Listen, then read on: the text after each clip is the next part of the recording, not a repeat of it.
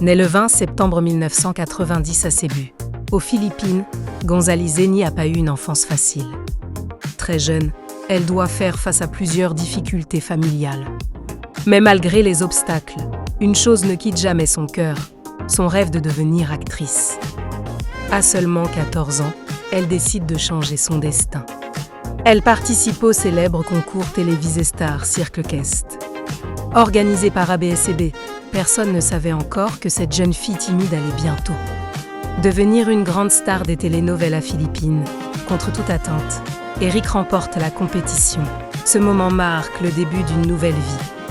Les portes de la télévision s'ouvrent enfin pour elle. Mais le chemin vers le succès n'est pas simple. Pendant plusieurs années, elle joue de petits rôles, travaille dur et prouve son talent.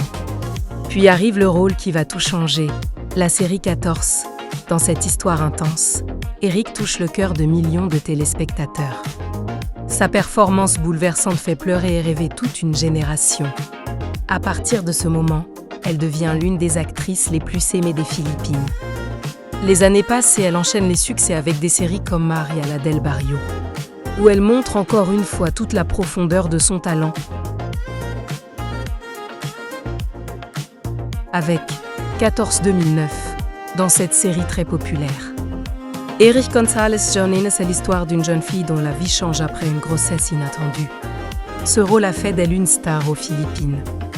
Maria la del Barrio 2011, elle joue Maria Hernandez, une jeune femme pauvre qui tombe amoureuse d'un homme riche.